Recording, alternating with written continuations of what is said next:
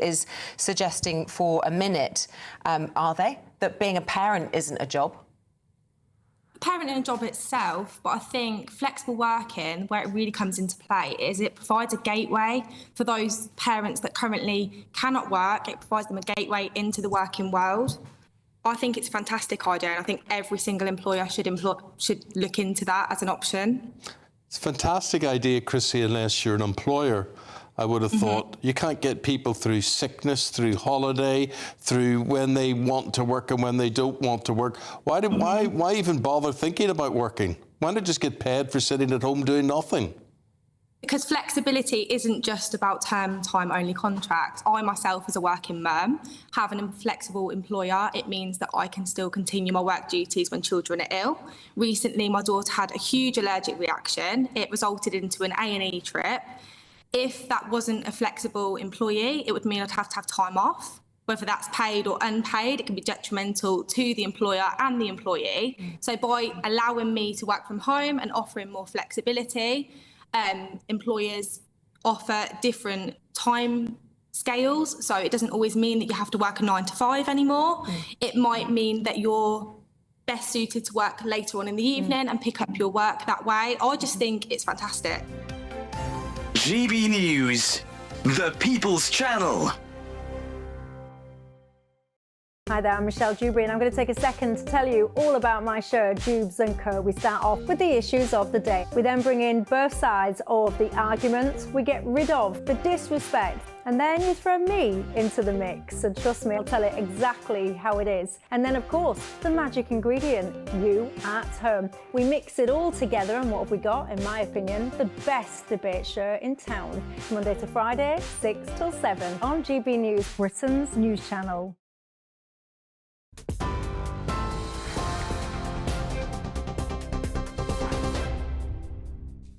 Good evening. The top stories from the GB newsroom. Irish police are investigating a potential terrorist link to an attack on an army chaplain at a barracks in Galway who was stabbed multiple times. He was taken to hospital with serious injuries which are not thought to be life-threatening. A teenage boy was arrested by armed police during the incident last night. The victim has been named as Chaplain Paul Murphy, who released a statement thanking his friends for the support and assuring everyone that he'll be OK. In other news, victims of the infected blood scandal can receive support scheme payments for life under changes to a multi-billion-pound compensation plan. Meanwhile, those who are subjected to unethical research will get up to £15,000 extra. That's after the government accepted the majority of recommendations from an independent review into planned compensation for victims. More than 30,000 people who received NHS treatment between the 1970s and early 1990s were infected with contaminated blood. Senior Tories have criticised the Prime Minister over pay offers to trained drivers and junior doctors, with James Cleverly claiming the government has been played by its union paymasters. Trained drivers on LNER are to stage a series of strikes, claiming a breakdown in industrial relations and breaking of agreements. Hundreds of members of ASLEF will walk out every weekend for a total of 22 days. This dispute is separate from the long-running dispute over pay, which is set to be resolved after a new offer this week from the government. 2 men have received the longest prison sentences yet in relation to rioting that erupted in parts of England and Northern Ireland after the Southport stabbings. 48-year-old David Wilkinson, who was jailed for 6 years, and John Honey were part of a baying mob who attacked a car containing 3 Romanian men in Hull on the 3rd of August. 25-year-old Honey also looted shops and received a sentence of 4 years and 8 months. More than 1,000 people have been arrested so far over the disorder, with around 480 charged and at least 99 sentences handed down. The number of pharmacies in England could fall below 10,000 for the first time in almost 20 years. That's a warning from the National Pharmacy Association, which claims 7 pharmacies a week have so far closed this year. Cuts to budgets and medicine becoming more expensive have been to blame. If numbers fall below 10,000, that will be the lowest number since 2005. And the Duke and Duchess of Sussex have spoken to school children in Spanish as their 4-day tour of Colombia continues. Harry and Meghan took part in an art session and planted trees during a visit to a school in the capital, Bogota. Their arrival was celebrated with performances from students who wore traditional Colombian dress and performed cumbia songs with live percussion. Well, earlier, Prince Harry appeared to subtly weigh in on the recent riots in the UK, which were partly sparked by online misinformation. He said what happens online within a matter of minutes transfers to the streets, and people are acting on information that isn't true. Those are the latest GB News headlines for now. I'm Tatiana Sanchez. Headliners is next. For the very latest GB News direct to your smartphone, sign up to News Alerts by scanning the QR code or go to gbnews.com/alerts.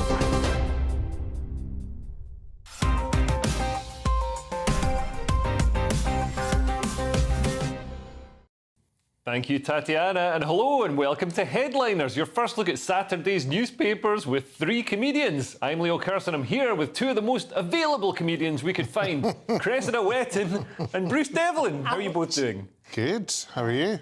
Yeah, I'm good, thanks. That's it? That's it. OK. This bodes well for a good show. Not had your gin this morning. No, I have. I had it with my sourdough. I'm all good. Yes.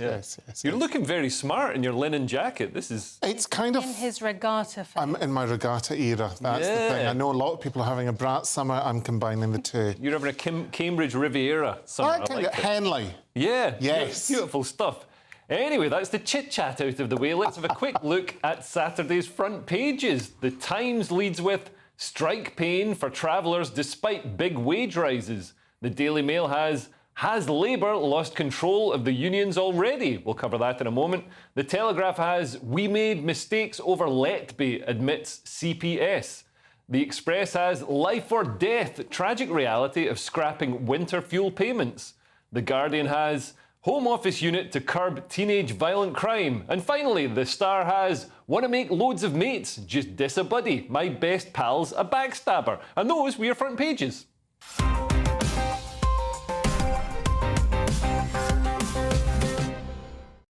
And let's have a closer look at those front pages, starting with the Daily Mail, Cressida. What have they got? OK, they've got, has Labour lost control of the unions already? It doesn't ask if they ever had control of the unions. My understanding is the unions control them. I could be wrong, allegedly.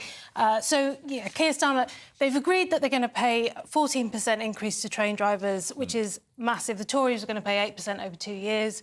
There's no conditions with this. So the Tories were trying to get rid of what are they called Spanish practices. Oh yes, these are some of the perks that come with a job in the cushy public sector. Yeah, exactly. Really bizarre, funny little details. Things like if your boss says hello to you on your break, you can start your break again. It's like, that didn't count, I'm starting. It's just so silly. So there's all this stuff, extra time for walking to where you're going to have your break. Just really, really odd details. And even walking from the train. If you get the train to work, you get paid for the time it takes to walk from the train station. But does this... I was bemused by Spanish practices, because I had visions of people, flamenco, sangria, that kind of thing, manchego cheese. But probably no. Get paid extra for that. Well, I'm moving to Spain then. That all sounds good. Well, I'm surprised to see the phrase Spanish practices used in the public sector, because it's quite an antiquated, racially loaded term. It's suggesting that Spanish people are somehow lazy and have long siestas and lie around in the sun all day, when we all know that they're the hardest working people in the whole of Spain. That's right. Exactly. So, obviously, this is going to cause a landslide of other people in the public sector going, oh, well, why can't we have 14%? Yeah, and the unions, as you point out, or as Cressida points out, Bruce, the unions pay a lot of money to Labour. So Labour are in this sort of relationship where there's a bit of a conflict of interest here. The unions are almost bribing Labour to give them a nice deal. Shall we say lobbying? Lobbying, that's a much better word, isn't it? But the thing, genuinely, because I have an old mother, and I do, actually. She's 84. Hi, Mum.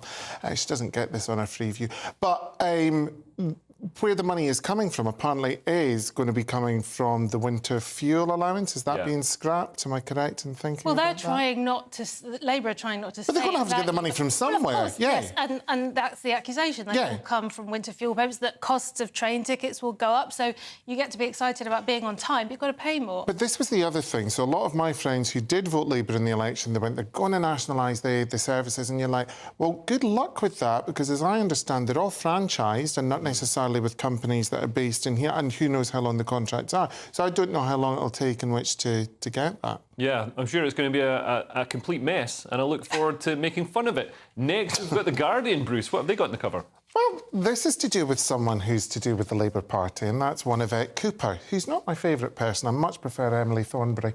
She seems fun. But Yvette Cooper says today's teenagers have it much, much harder. Today's teenagers have it much, much harder than previous generations because of knives, mental health pressures and social media. This is what Yvette Cooper has been quoted as saying as she announced plans for a new unit to prevent violent crime amongst young people. So this is Yvette Cooper. She seems to be referring to, like, conflating the stabbings in Nottingham, Wolverhampton and Croydon, and also Southport with knife crime, which, you know, isn't really fair. I think most knife crime that we see on the streets, you know, for example in London, is inter-gang conflict. Right. No, I think you're right. But I don't think we know about the mental health of the Southport stabber currently, do we? But I assume we don't know anything about him, really. Right. But as you say, it's not gang on. I mean, clearly it was an awful attack on children. Clearly not gang on gang violence. So yeah, I think you're right. And she's kind of implying, she's almost implying that had there been these special units, that wouldn't have happened. And it was a very anomalous situation, wasn't it? Yeah. On the other hand, she's possibly saying that she's trying to sort out kind of naughty young men in gangs. And it's that typical thing of, like, come to us, we'll fix it, let the state do it. And there's no mention of, like, fatherlessness, family breakdown, any of that stuff. My personal opinion is that a more secure home life might be a great start, but of course that's not how politicians think, is it? They like to come up with a new thing, a hub. Yeah, and especially Labour, they like the solution to be more politics and more government rather than letting families and society take care of themselves. Moving on, we've got Saturday's Telegraph, Cressida. What have they got? They've got, we made mistakes over Letby, admits CPS, but they've also got Hamas plot to dig up war graves of British soldiers. That's a new low, isn't it? They're going to. These aren't soldiers that have died recently. These are like old graves. Many of the soldiers buried died there fighting for the Ottomans for control of the Strip in 1970. And so these are graves in Gaza. Because when I saw this headline, I was like, oh my God, this is almost like a terrorist attack in the UK. But this is something that's going to be done in Gaza, or plotted to be done in Gaza. Right, and they're sort of historically very important. It's like the Elgin marbles of, you know, of important dead soldiers. Yeah. And they want to dig them up and possibly use them as some kind of... can you say hostage? That doesn't really make sense, does it? Yeah, not good. Yeah, I mean, do you think this could sully the good reputation of Hamas, Bruce? I'm not necessarily sure about that. I happen to think that is kind of disgusting, the desecration of remains and burials and all that kind of stuff. But I think Hamas are having trouble with their PR at the moment. Yeah. Yeah. But I think the people having more PR will be the dead soldiers, because in this country, I don't think that will actually be particularly moving to a lot of people in Britain. Yeah. Do you think I'm wrong about that? No, I'm not sure. I think some of the younger generation who, you know, like to go on marching and aren't particularly informed about things will see it as decolonialisation, and, you know, all these fancy terms that they use to basically justify bigotry and genocide. There you go. So we shall see. Finally, we've got the Daily Star. Well, it's not the Daily Star. I think it's the Saturday Star. I don't know what it's called in Saturday. It is the Daily Star. It's the Daily Star. It's the Daily Star. They're proud to love animals. Good. Yeah, no, I think that is good. No, I just read that. In the correct way, not like that BBC presenter. Who? I'll tell you about it. OK, right, OK, that's fine. So anyway, bizarrely effective way to make friends is to be pretty nasty, according to scientists. So... Hello. What? Psychologists ask participants to listen to see what they're basically saying here. If you're a person that trades in gossip and you're prepared to slag people off, which I am, by the way, but I'm also prepared to say it to their faces. Yeah. If necessary, I won't lead with it, but if it needs to be said, that's fine. So you don't just talk behind people's backs. You're horrible to their face, which you see as a moral improvement. Yeah, he's not definitely. a back stabber, he's a front stabber. Right, I'm a front stabber, which is ironic. Yvette Cooper needs to get involved with you. You seem to be doing a lot of stabbing. Yeah, well, that's the whole thing. When I do gigs, people actually complain if I haven't insulted them. I've had people go up to the manager of venues and go, he hasn't spoken to our table, we're prepared to pay extra. And you think, there is a mental health problem in this country. You could fill in for Reginald D. Hunter in his gigs that have been cancelled. I've got nicer hair. I wonder if his audience and your audience are the same. Oh, could you imagine? Oh, I'm thinking, yeah. Oh, no. What if he culturally appropriated my set? I don't think anybody's going to do that, Bruce. No. Maybe that jacket. I like to do a Bruce impression. No, what, Oh, honestly, Sandy, you're too much. No, but that's the whole thing. I'm glad my Twitter account's been taken off me because I'm no longer being trolled for my hair online after appearances on this programme, which wasn't the audience. Let's just leave it at that. OK, well, that's the front pages looked at. Come back for part 2 when we'll have public sector perks, the SNP can't stop losing, and Muslims feel unsafe. We'll see you after the break. Britain's newsroom. Weekday mornings from 9:30. We haven't talked about Meghan for a very long time. Well, this is about suicidal ideations, which apparently Meghan Markle says she was having. It's not our place to question whether that is true or not. But she's saying this, Matt, isn't she, so that we can all be aware of online harms and therefore what? We can't have anonymity online anymore? Yeah, I think it's a bit... I mean, obviously, you know, her personal story is very affecting, and I think it will help people, you know, to hear the issues. Because we hear issues around mental health, but we don't often hear in detail about suicidal ideation, which is that people having thoughts about suicide, not necessarily having a detailed plan to do it. So I think that's important. But then if you're going to say it's all about online harms, what do you mean? Yeah. What do you want to change? What rules do you want to introduce or you know, or alter? And I think that's the issue, that it doesn't actually go anywhere. So, because she's given us a talk in America, she's supporting a charity, all very noble. So the suicidal... It was because of what she was reading about herself online. Is that what she said? Well, I think she thinks it because of the whole structure really of what she went through. What did she go through? About herself. Well, you know, she went. She thinks she's been through trial by tabloids. Others would disagree. Oh, that again. Emma. That again. I don't often agree with Meghan Markle. In fact, I never agree with Meghan Markle. Good.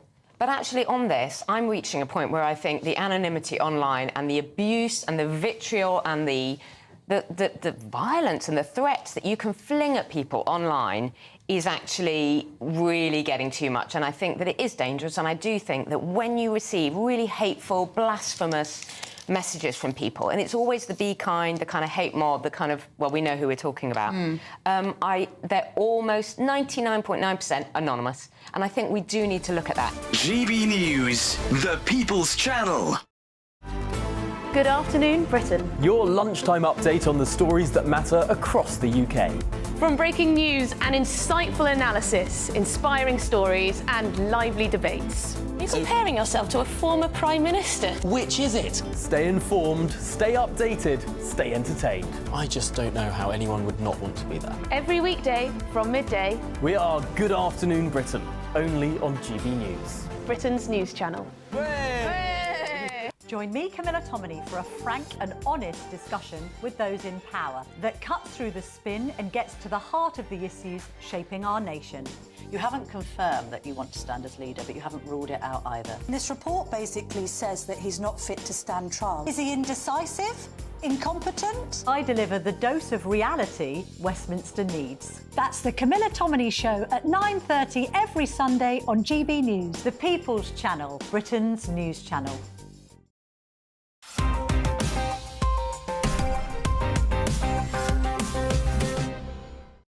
Welcome back to Headliners. I'm Leo Carson. I'm still joined by Cressida Wetton and Bruce Devlin. We're kicking off this section with The Telegraph. And a week after demanding that children be given sterilisation drugs, the British Medical Association has come out with another outlandish claim. Are they feeling OK, Bruce? Well, they are saying that Tories ideologically are hateful towards working people. That's what the Doctors' Union has been saying. The BMA... don't know what that means. Comments come amid backlash from senior Conservatives over bumper increases offered to train drivers. Dr Rob Lorison of the BMA said Conservatives know no nuance. Now, so doesn't Twitter.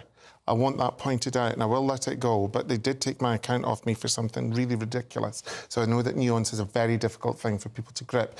The BMA have claimed that the Tory MPs are ideologically hateful towards working people in a row over public sector pay. I mean, that's a crazy thing to say. I mean, in my case, lucky guess. But that is a crazy thing to say. The Tories have traditionally stood up for working people and, made sure they get to keep more of their wages because taxes are lower. I'm talking about the Tories of old, not the not the current. No, I mean, what do you say to this? It's like, no, you are, but so what? No, I know I am, but what? You know the thing. Yeah. Oh my God. I know you are, but what am I? Yes, that. I just read this. I was like, what? What on earth do you think your point is? And this is the British Medical Association. There seem to be rifts within doctors because a lot of doctors came out and condemned their own union, the British Medical Association, for saying that puberty blockers should be administered to children, when in fact, most doctors and the CAS review and experts in the field say that they shouldn't be administered to children because of the side effects. Absolutely, and I really don't know what he thinks he means. Is he implying that because the trained people are going to get more money and they're not, so I don't see why he's seeing doctors as working people compared to the rest of the population. There's a cost of living crisis, guys. So I don't know. He's talking about their earnings. What do you think everybody else is doing? Yeah, absolutely. But going back to what we were saying earlier, Helen Whately, who I've seen on Question Time, I'm not necessarily that keen, she has said that the bumper pay rise showed that Labour have chosen to prioritise the unions over pensioners, like my mother. Yeah, well, yeah, they have, because they're slashing the winter fuel payments. And they're going to be taxing the state pension. Taxing the state pension as well. Which is really kind of small anyway, isn't it? Get much. Absolutely. Yeah. Yeah, and I mean the Tories are looking at for all their largesse towards the public sector and hiring more civil servants and basically keeping that sort of Keynesian stimulus going and bribing people to vote for them. That's going to result in they're going to be unable to fund. This country's going to be unable to fund public sector pensions within a few years, and then we're going to hit a horrendous financial crash. So, do you know where the pensions are good? Spain, as we mentioned earlier. Oh, really? Yeah, apparently they have a very good pension. State pensions? Yeah, I think so. Gracias. Maybe we'll retire there. We've got The Independent now, and Muslims feel unsafe in Britain. Well, how do you think the rest of us feel, Cressida? Impact of far-right riots on Muslims revealed in poll as 92% feel less safe living in the UK. Now, I should say this poll is commissioned by something called the Muslim Census, a data organisation focusing on Muslims and ethnic minorities. So it's... I trust it implicitly. Well, that's like Hamas's health authority figures. Well, yes, exactly. So apparently 92% say they feel unsafe. Having said that, I mean, yeah, maybe they do. A lot of Muslim people wear clothing that links them to their religion. Obviously, we've seen the riots. It's not that didn't happen. But where I get a bit nervous with this is there's calls for a legal definition of Islamophobia. No. Use the laws we've already got, please. We can already protect people. What would be the issue with a legal definition of Islamophobia? Well, I'd be very interested to know how it's defined and how it's applied once it's been defined. That I would be nervous about. So it could be protecting an entire system of government and a system of organising society and a religion from any criticism. Exactly. The protesters in Iran could be seen as Islamophobic and could then be locked up. Yeah, and there's always this conflation with Islamophobia and racism, and it's not the same thing, is it? If you're questioning a religion, then that's a different thing to questioning... Well, not questioning. It's a different thing to racism. It's not the same thing. Yeah, well, there's no specific race of Muslim. There's white Muslims... there's a whole host. Yeah. Yeah, that's the whole thing. I don't believe that people... Because some of them have had acid thrown at them and all this kind of stuff. But that turned out to be a myth. So, no! Yeah, that was a myth spread by, I think Jess Phillips shared it. I think Hope Not Hate. Hope Not Hate shared it and didn't take it down, even when the police denied it. And Jess Phillips came out. I don't know if that was the thing that she shared. Right. But she came out and she apologised for sharing misinformation. But Hope Not Hate haven't, and they're supposed to be trusted arbiters of the truth and, advise the government. It's ridiculous. And the more specific you get, the more nervous I get. This is why I don't like any more legislation about protected groups. No, one person, one heartbeat, one human being is the way I would like to see. Well, yeah, and this seems to be a failure of multiculturalism as much as anything else, because we haven't integrated people who've come to the UK. We've got parallel societies with their own customs, own way of dress, and they're not all fully imbued with British values, shall we say. So that's bound to create some sort of sectarian tension that could erupt into the violence that we've just seen could also further down the line as these rifts become more calcified, result in the balkanisation of the UK and then all-out civil war. Not that I'm a alarmist. I've heard that somewhere else recently. From me? No, from Elon Musk. Oh, really? Yeah. Please don't mention him. We are not speaking. Me and Elon.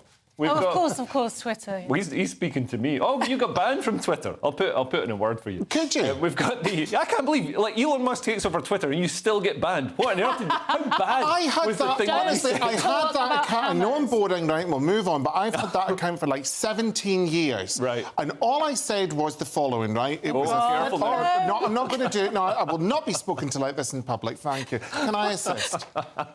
OK, well, we've got the Express now. I can't wait to find out what he said. We've got the Express now, and economists never agree on anything, except that rent controls are always a disaster, but London's Mayor, Sadiq Khan, wants to implement them anyway, Bruce. But rent controls apparently did work in America. And the reason I know that is because I was a Sex and the City fan, and Carrie lived in a rent controlled apartment on the Upper East Side. Carrie, everyone else was suffering. Oh, wow, Sorry, wow, like I brought it in. I hate to break it to you, that one episode of Sex and the City was not a peer-reviewed longitudinal study examining the costs and benefits of rent controls. That was probably the one study out of hundreds that didn't prove that they don't work. It wasn't a study at all. It was Sex and the City. So before I get to it, can I just say the one thing that really upset me about Sex and the City, the first time I went to New York, I went on the Sex and the City tour on the bus and I got thrown off for knowing more than the guide. Right. No word of a lie. Anyway, just like I digress. So, yeah, 17 years. So Sadiq Khan is humiliated as it's revealed his pet policy is a disaster every time it's tried. The Mayor of London is still pushing for the government to give him powers of rent controls, even though they repeatedly make the housing crisis worse. Now, I think that last year with his affordable homes, did he only build... Yeah, given that Sadiq Khan only managed to build 71 affordable homes across the whole of London in the last quarter, his time would be far better spent building homes for Londoners. Yeah, because that's the real problem, Cressida. I mean, prices are rising because there aren't enough homes, and putting rent controls is just going to dissuade people from investing in new property, building new property, because it's going to reduce the amount that's available. I mean, Sadiq Khan could pass a law saying Ferraris are now 50p. You're going to sell out of Ferraris pretty quick. Well, yeah, and then you've got whoever 100 lucky people with a cheap Ferrari and everybody else is stuck in this horrendous market. By contrast, it says here, reports have emerged recently from Argentina where the rental supplies jumped by 195.2%. There's nearly 200% more housing since Javier Milei got in and got rid of rent control. So he removed rent control, so then there's more of an incentive for people to come and bring properties to the market. So that's how it should be done. Rent controls never work. They reduce mobility. Even if you're lucky enough to get one of those, like Carrie Bradshaw was, lucky enough to get one of the rent-controlled apartments, you can't lose that apartment, so it reduces mobility. You can't take a job somewhere else. It affects the economy like that. And also, you just get chains of black market subletting, which isn't good for anybody, and the money doesn't end up actually being reinvested in property. And you get horrible, terrible landlord furniture. They don't decorate them, they don't make it nice. You have the horrible IKEA, but the worst sofa with the, it's all just bad. It's not prosperous. The Malum chest of drawers and the Clippin sofa. Guaranteed to give you a dicky spine, toot sweet. You're literally describing my living room. We've got the Express again with the toxic legacy of Humza Yousaf. The Scottish Nationalist Party can't win any elections, Cressida. SNP humiliation after a whopping by-election defeat as they're hammered by Labour and Tories. And that's it, really. They're in a bad old way. They've lost a load of seats. They're in... It's £800,000 worth of debt. They've got a black hole that they can't fill. They've got a camper van that everyone should have access to, but I've not had a sniff. Absolutely flop all. And then, but then this is the thing, right? That what you have to remember in Scotland, and I know you haven't lived in Scotland for a good while, but our opposition since the SNP has been the Tories. So the fact that people are still voting for them in Scotland is of no surprise. But it's interesting tonight, Megan Gallagher, the deputy leader of the Scottish Tories, she resigned over something to do with Douglas Ross and the allegations of leader, or the ex-leader. Well, he was the ex-leader. Yeah, I didn't understand. And I didn't understand why he was being you know, involved in election coverage and everything. When That's the there was insight obviously... people watch this show for. Really? What, to find out? Yeah. But, I mean, the SNP, do you think they're over as a political force in Scotland? Because... No. No? No, I genuinely don't. I think they have to go away and regroup. Genuinely. I think you have too many people who are genuinely dyed-in-the-wool nationalists, and I think their children see, you know, what their parents want and all that kind of stuff. Yeah. And I do genuinely believe, I'm not necessarily sure it'll be in my lifetime, but I do believe Scotland will become independent at some stage. But no, I don't. I think they are genuinely having a bad hair day, which is ironic because their leader doesn't have any hair. Well, coming up, we've made it to the end of part 2. Come back for part 3 for the government's plans to have more diversity officers, just what we need, and criminalise thought crimes. Fantastic. See you in a couple of minutes. Evening, welcome to your latest weather update from the Met Office here on GB News. The weekend is upon us, and for most of us, it's going to be a fine weekend. Dry for the vast majority, with some sunny spells and temperatures about the average for the middle of August. One weather fronts that cleared away last night, still lingering close across northern France, and another one is approaching the northwest. So here, yes, it isn't going to be sunny all weekend. There will be sunny overnight, plenty of showers, and a fairly gusty wind, actually, across the far north of Scotland. Further south, most places with clear skies, lighter winds. That will allow it to turn quite a bit cooler, quite a bit more comfortable compared to recent warm and humid nights. It does make for a fresh start, but generally a sunny start in the south. There'll be some sunshine across northeastern parts of Scotland, but further west and further north, there will be quite a lot of cloud, a few showers moving through, and a fairly gusty wind. So just be prepared for that if you're going into the mountains of Scotland tomorrow. Well, quite a significant wind chill. A coolish start too for Northern Ireland, some cloud, the odd shower possible over northwest England, but they shouldn't last too long for the majority across England and Wales. It's a fine, bright, sunny start, and many places will hang on to sunny spells throughout the day. Yes, some cloud will bubble up. It's not going to be one of those crystal clear blue sky days, but sunny spells throughout. Still a few scattered showers over the far north of England, at times across Scotland, but they should be fairly light. They should tend to zip through, one or two of them maybe in Northern Ireland, but most of the day certainly dry, and across the south dry and fine. In the sunshine, 23, 24, most places in the high teens or the low 20s. Feeling cooler though with the breeze in northern Scotland, which is still there on Sunday and still providing a few showers for the Highlands, the Northern Isles and the Western Isles in particular. Some may get blown into the northeast, but again, they shouldn't last too long. Most places further south, dry, fine and sunny. And again, in the sunny spells, temperatures getting into the low to mid-20s. I'm Christopher Hope. From pop stars to politicians, I'll interview anybody in a pub who's got a political opinion. Join me every Friday on Spotify, Apple Podcasts, YouTube or gbnews.com, or wherever you get your podcasts. This is GB News, the People's Channel.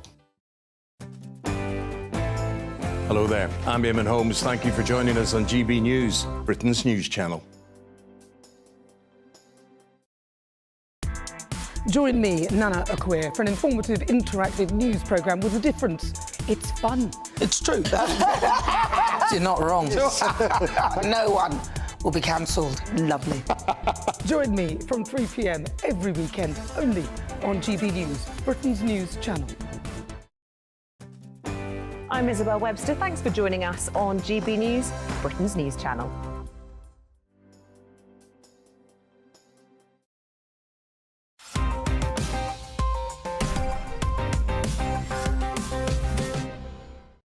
Welcome back to Headliners. We've got the Telegraph now, and diversity, equity and inclusion was on the way out under the Tories, but Keir Starmer is bringing it back. Bruce.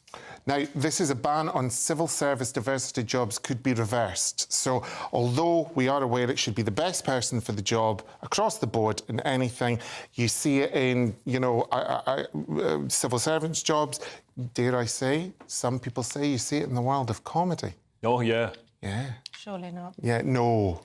And then, so diversity, equity and inclusion, this is when job hiring is skewed and, well, there's a whole bunch of nefarious machinations that Well, are you know behind. the rules. You have to bend logic. You have to say at the company level, we do DEI, and then at the individual level, she definitely earned that job. That's the rules. And so the Tories were going to get rid of jobs that were not not DEI hires, but people that are there to create DEI hires, because it was a waste of money. People who work in the diversity department. Yes, people who that's their job, is to implement this stuff. And all they do is sort of get involved and get in the way of people hiring and put bureaucratic processes in their way. So they've got to tick boxes and make sure they've got enough representation from, you know, one-armed transgender lesbians or whatever it is. Well, yeah, what they don't do is make sure the best person gets the job. Anyway, the Tories said, we think this might be a bit silly. Esther McVey, Common Sense Minister, as she said she's going to get rid of it. You're not allowed rainbow lanyards, blah, blah, blah. And Labour, who've got some pressure coming in from the unions, have said, oh, hang on a minute, no, we might just leave things the way they are. Allegedly, they've got some money coming in from the unions. Well, oh. Yeah, no allegedly about it. ASLEF gave them £100,000 in the last round of campaigning. Well, why do they look like that? They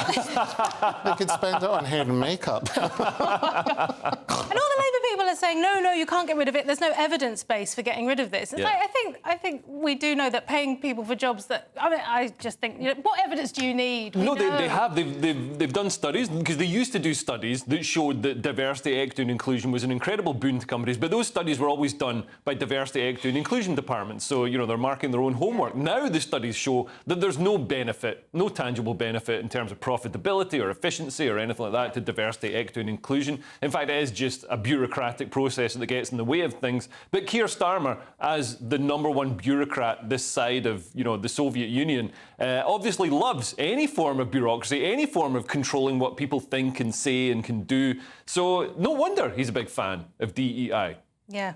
Anyway, moving on, we've got the Daily Mail, and just when you thought this government couldn't get any more Orwellian, they're planning to ban bad thoughts that just happen in your head, Chris. Home Office considering banning silent prayer outside abortion clinics among plans to stop protests within 150 metres of the building. So we know that last year, Isabel Vaughan-Spruce, who is a devout Catholic, got arrested because she'd been praying near an abortion clinic. So this has gone back and forth. On both the left and the right, people have been in favour of policing this, which is... It is Orwellian, isn't it? So this is on the table again. Yeah, it's ongoing. And it's, you know, it's just not... It's not good, is it? Getting into people's thoughts, how do you prove it? Yeah. How's it going to be implemented? Well, I've seen footage of women being arrested for this, for silent prayer, when they're just standing on a pavement, and there's no apparent... You wouldn't know that they were praying unless they told the police officers. But I guess part of being a good Christian is you don't lie to police officers. But I can't believe that, you know, I understand if you're making a fuss or in some way... intimidating or, you know, making things awkward for the women using the abortion clinics. You know, I support access to abortion, but also support the right to stand on a pavement and think. But then would the thing not be then, are they going to get new police officers to wander up and down Regent Street and go, are you praying? Because that's not allowed. We don't know what you're praying about, but we're not for it. It's like a friend of mine, slightly different, but just go with me. She was on the tube, right? And she claimed that someone was undressing her with their eyes and went and complained about it. And I said, that's a really tricky thing to prove. Yeah. You know, this man could have had, I presume it was a man, he could have had a thyroid condition or, you know, some crust or whatever. So it's a bit like, how do you know what people are actually up to unless they tell you? Yeah. I think Isabel Vaughan-Spruce did tell them. But also, even... so. That this is the people that want to get rid of this and make it illegal. It should be clear to everyone that these activities are designed to influence women's reproductive choices. Yeah, but that's on both sides. And I used to be really strongly against any kind of influence, and I think, no, let the women go to the clinic. But sometimes they might be at the clinic because they perceive they don't have resources and so on and so on, which I know that's a slightly different topic. I mean, this is about freedom of speech. But I just wanted to get that in there. No, you're absolutely right. We've got the Daily Mail again, and I thought a white guy taco was something to do with Elliot Page, but apparently it's some kind of racial stereotype, Bruce. So this is to do with Kamala Harris, I think I pronounced that correctly. Peeled away laughter as her VP pick Tim Walz confessed his culinary conservatism. I have white guy tacos, he told her. Tim Walz has been accused of peddling racial stereotypes after telling Kamala he cannot handle anything hotter than a white guy taco. Now, in my world, that I read that as something completely different, but it wasn't on Urban Dictionary. So I think he's basically saying he's not a fan of sriracha or chilies. Right. Again, this still sounds like a sexual euphemism. This is what I can't get away from. Yeah. It's a bit like that, oh, you're a red-blooded male, and then they'll go like that, oh, but he's gay, and you're like, well, what's he got running through his veins? Pepto-Bismol. So, like, what is that? What does any of that mean? Do you know what? If he likes mince and tatties, leave him have it. You know, spice isn't for everyone. Yeah. I myself, when I go for an Indian, vindaloo every time. But people are furious about this. They say it's like a minstrel show lampooning white Midwestern stereotypes, according to this radio host Larry O'Connor. Well, it is, but 5 minutes ago, we would have been fighting things the other way around and saying, calm down, don't be so sensitive. And my instinct is like, I don't want to complain about this. Yeah. I want to show that I don't think it matters. I think it's silly, I think it's naive, I think we should mock it, but I don't think it should be cancelled. But do you think it could harm Kamala's chances in the sort of swing states that she has to win? Because a lot of them are sort of, you know, Midwestern, you know, folksy America, and they might not like being, you know, sneered and looked down on because they don't like a ton of chili in the that's why we tackle. shouldn't interfere. Let her do what she wants, and if it costs her, it costs her, you know? But the thing was, I think she might not lose on that. I think she might lose on the fact she doesn't know her food, because she asked, what does that mean? Like mayonnaise and tuna? Well, first of all, love, it's tuna mayonnaise. That would be point one. And then Wall said, no, pretty much ground beef and cheese. Yeah. Well, who doesn't like that other than vegans? Yeah, this sounds like good Scottish cuisine. Yes. We've got The Guardian now with more of the tragic fallout from the Nottingham killings, Cressida. Does England's Mental Health Act need reform in light of CQC review? This is in the aftermath of one of these tragic stabbings. Valdo Calacane killed 3 people, and there's been lots of failures. They're saying that he wasn't monitored properly, things could have been different. Because one of his mental health observers or doctors wrote a letter saying that he's gonna kill someone. So, you know, I mean, that should have been taken seriously, I'd have thought. Right, exactly. So the argument here is, do we need the Act to be reformed, or do we need people to use the powers they've already got properly? And, of course, this is a lot about labelling and diagnosis, and I can understand why professionals get very nervous about labelling, because, you know, it has an impact on the patient and so on. But also, the reason we label is so you can predict behaviour, which is exactly what you've just said. So the argument here is, no, don't change things. Just be prepared to do your job. Yeah, no, I completely agree with you, because if people are right, because that's not the first time it's happened where someone's written to, you know, this person, whoever they may be, a person of concern, and nothing has been done. So, yeah, I agree with you. Why does it need reformed? Why not just actually do what the legislation allows you and, as you say, do your job? Magical concept. We've got The Independent now, and apparently arts and crafts are as good for mental well-being as having a job. But if it's this job, that would be bad for your mental health. Yeah, well, it is. Helping people to access affordable opportunities for creativity could be a major boost to public mental health, researchers suggest. Arts and crafts. What even is arts and crafts? Are you telling me that people are licking like paper mache and whatever? There was a woman that I think was a dragon, and she had a crafting business, and she was like, oh, people like homemade gifts. And I'm like, I don't like homemade gifts. I want something over 50 quid with a receipt, thank you very much, from a list I have given you.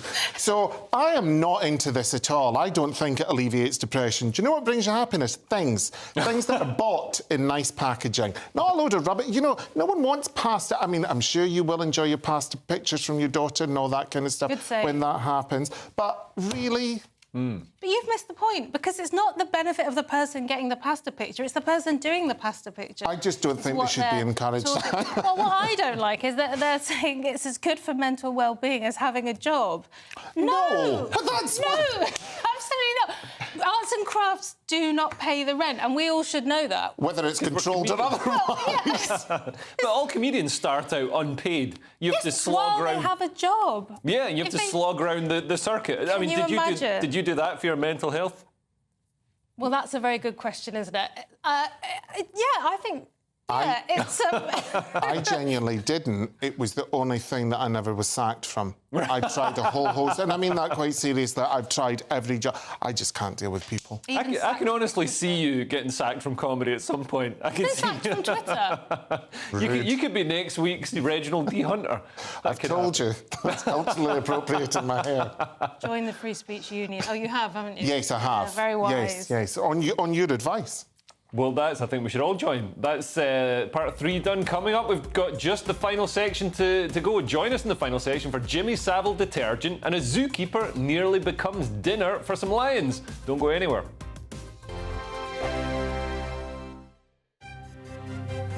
GB News Breakfast. Every day from 6 a.m.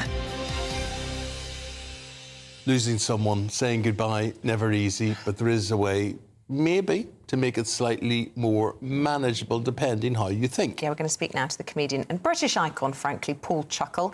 He thinks it's time to put the fun into funeral. This is after, sadly, he lost his brother, Barry, and Paul now wants to highlight what he perceives to be changing attitudes to the way we hold funerals. Well, Paul, a very good morning to you. First of all, condolences about Barry. We all knew him, and obviously you still miss him. Yes, good morning to you too. Yeah, obviously, it was 6 years ago yesterday that he passed away. It's gone very quick, but in Barry's funeral case, you know, it was a thing of celebrating his life, really. All his friends were there, people we've worked with over the years, and we just talked all afternoon and evening about his life.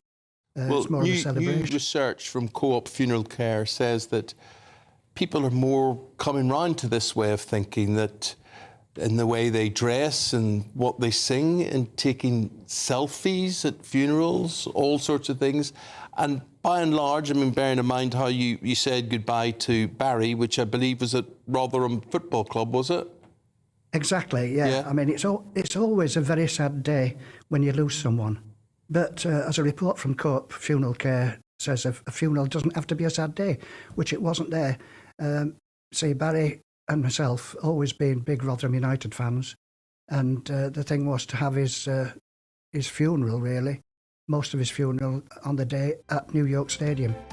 GB News, the People's Channel. Every Saturday, 10 till 12, we'll bring you all of the news that you need to know. We'll also remind you that there is so much to smile about. It's my favourite time of the week. I get to relax, enjoy some light-hearted stories, and let Ellie teach me about fashion too. That's Saturday Morning Live, every Saturday, 10 till 12. Only on GB News, Britain's news channel. I'm Stephen Dixon, and thanks for joining us on GB News, Britain's news channel. We're proud to be GB News, the People's Channel, and as you know, we always love to hear your views. Now, there's a new way of getting in touch with us at gbnews.com/yoursay. By commenting, you can be part of a live conversation and join our GB News community. You can even talk to me, Bev Turner, or any of the members of the GB News family. I'm Emily Carver. This is GB News, Britain's news channel.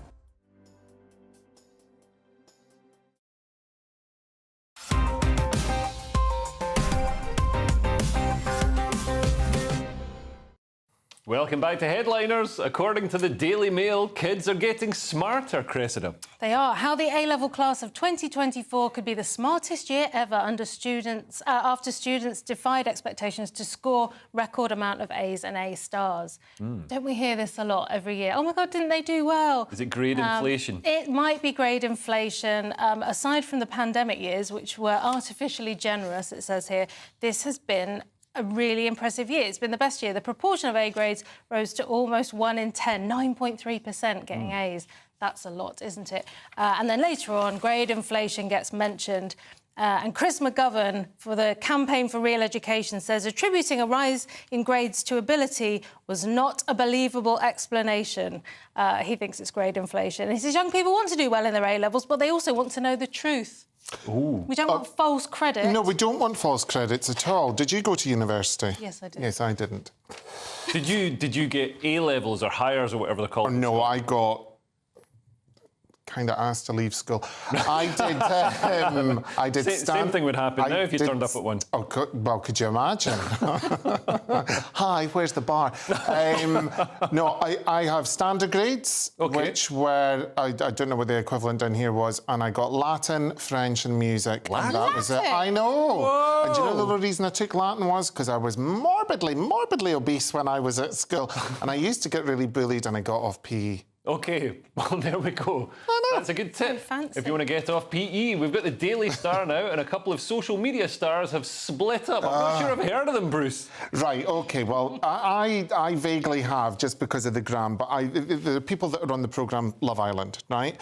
Now, if you're going to go on Love Island, for people that don't know, it's basically like wife swap for very Botox, tanned, steroidy people and all that kind of thing, For right? people you actually want to see engaged in wife swapping.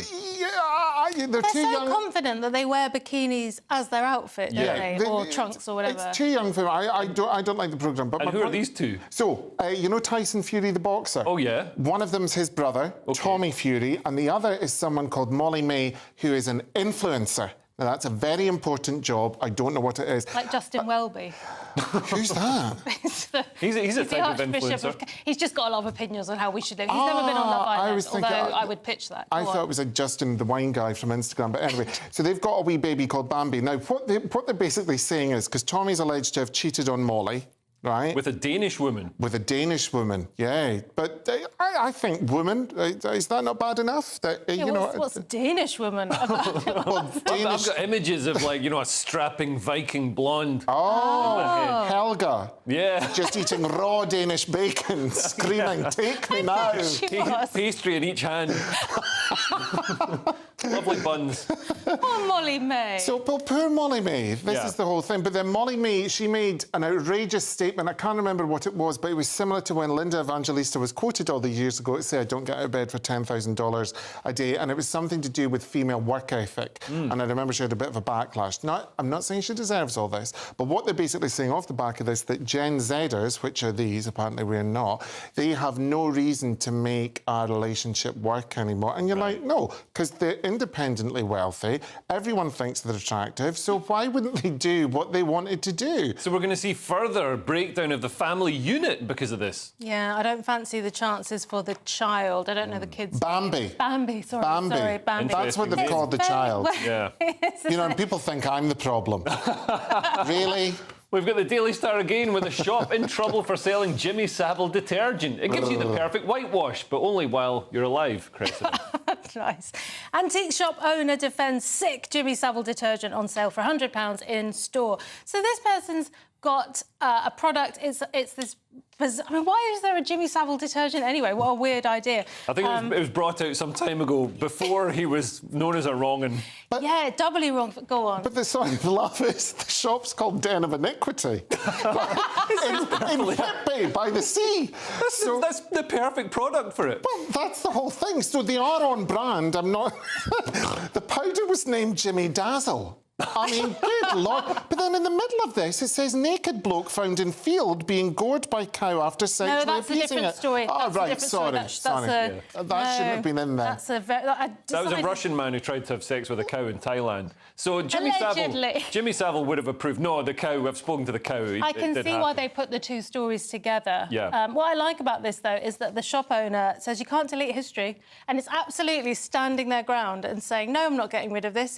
It's the truth. Quite right. Well, if you're selling Jimmy Savile detergent at 100 quid a pop, I wouldn't get rid of it either.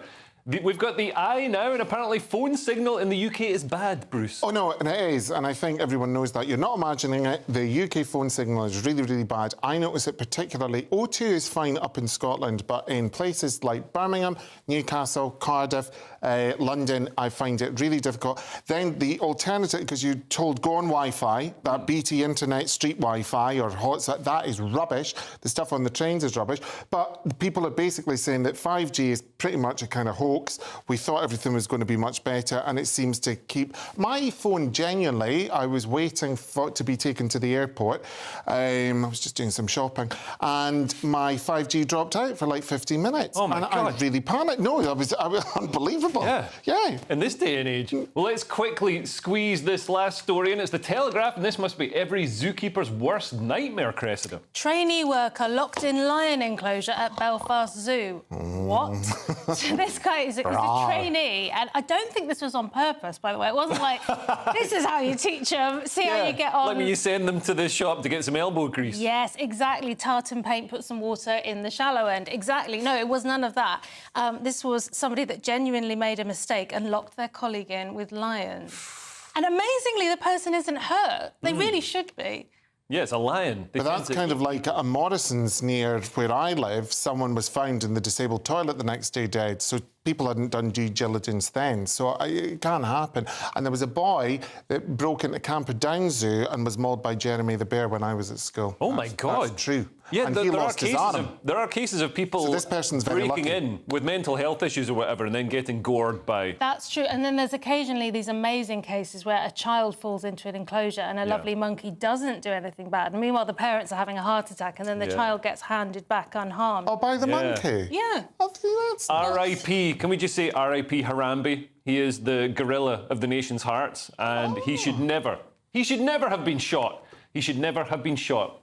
We stand by you, Harambe. Anyway, the show is nearly over, so let's take another quick look at Saturday's front pages. The Times leads with strike pain for travellers despite big wage rises. The Daily Mail has Labour lost control of the unions already? The Telegraph leads with we made mistakes over Letby, admits CPS. The Express has life or death, tragic reality of scrapping winter fuel payments.